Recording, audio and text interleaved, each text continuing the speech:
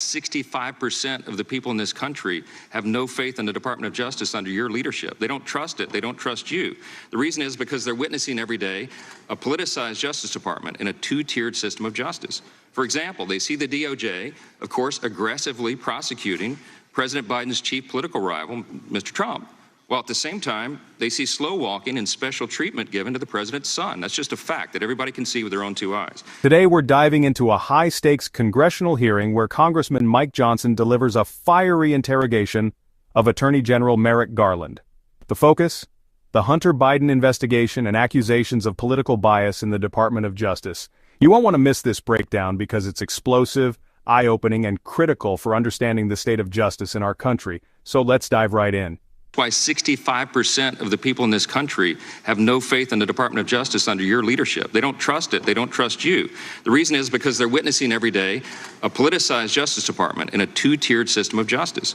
For example, they see the DOJ, of course, aggressively prosecuting President Biden's chief political rival, Mr. Trump, while at the same time, they see slow walking and special treatment given to the president's son. That's just a fact that everybody can see with their own two eyes. I want to focus on that investigation of the Biden family. We have many important questions for you today about that.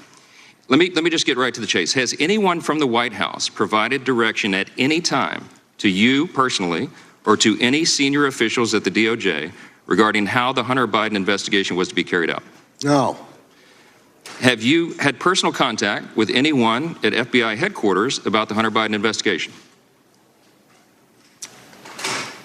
I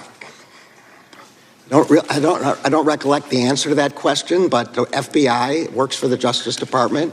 It's I'm sorry. You don't recollect whether you've talked with anybody at FBI headquarters about an investigation of the president's son? I don't believe that I did. I promised the Senate when I came before it for confirmation that I would leave Mr. Weiss in place and that I would not interfere with his investigation. Okay, I have kept that promise. All right. Have you had personal contact with anybody at the Baltimore field office on the Hunter Biden matter? No. On July 10th, 2023, U.S. Attorney David Weiss told Senator Lindsey Graham, quote, I had discussions with departmental officials regarding potential appointment under 28 U.S.C. Section 515, which would have allowed me to file charges in a district outside my own without the partnership of the local U.S. attorney, end quote. With whom did Mr. Weiss have those discussions? I'm not going to get into the internal deliberations of the department. But you must, sir. This is important for us. We have oversight responsibility over your department, and we need these answers. As appropriate and necessary for Mr. Weiss to have conversations with the department. I made clear that if he wanted to bring a case in any jurisdiction, he would be able to do that. The way you do that is to get an order signed by the Attorney General called a 515 order. I promised he would be able to do that, and he in his letters made clear he understood he would be able to do that. Okay. Can you tell us about any briefings or discussions that you personally have had with Mr. Weiss regarding any and all federal investigations of Hunter Biden? I'm going to say again, I promised the Senate that I would not interfere with Mr. Weiss. So you have not, I'm just under oath today, your testimony is you have not had any discussions with Mr. Weiss about this matter? Under oath, my testimony today is that I promised the Senate I would not intrude in his investigation. I do not intend to discuss internal Justice Department deliberations, whether or not I had them.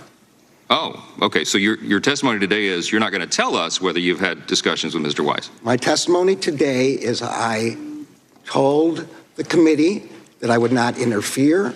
I made clear that Mr. Weiss would have the authority to bring cases that he thought were appropriate. Okay. Mr. Weiss's letter. Okay, let me stop you. For sake of time, sir, are you aware that FBI officials have come before this committee and they have stated that there was a cumbersome bureaucratic process that Mr. Weiss had to go through to bring charges in another judicial district? You know that? I'm not aware, but that's not true. There's nothing cumbersome about the process. So those whistleblowers are lying to us under oath?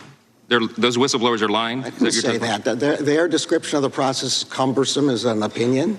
It's not a fact question. All I have to do is sign a section. Right, let me get to the fact. Mr. Weiss has been the lead prosecutor on the Hunter Biden case since 2018, correct? I'm sorry? Mr. Weiss has been the lead prosecutor on the Hunter Biden case since 2018. Now, here's the question. He's been the lead prosecutor since he was appointed by President Trump. Okay, let me ask you, why has the Justice Department dragged this investigation out for so long? Does it really take years to determine if Hunter Biden lied on a federal form related to purchasing a firearm?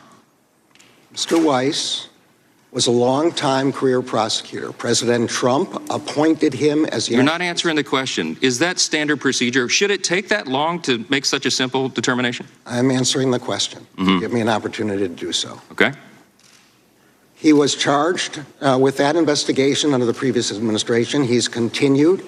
He knows how to conduct investigations, and I have not intruded or attempted to evaluate that because that was the promise I made to the Senate. The whistleblowers gave us testimony about serious misconduct at the Justice Department in regards to the preferential treatment afforded Hunter Biden. Has your office requested an investigation into that? There are well-known processes for how whistleblowers make their claims. I am a strong proponent of whistleblowers and a strong defender. We have an Inspector General's office. We have an Office of Professional Responsibility. That is the way in which complaints from whistleblowers should be and are appropriately handled. I'm out of time. I yield back. As the exchange winds down, Johnson delivers a scathing summary, accusing Garland of allowing the rule of law to erode under his leadership. The hearing concludes, but the questions linger. Has justice been served equally, or is the system being manipulated for political gain? This moment wasn't just a clash between two individuals, it was a stark reminder of the stakes involved when trust in our institutions is on the line. Wow, what a session. The showdown between Mike Johnson and Merrick Garland has left us with more questions than answers.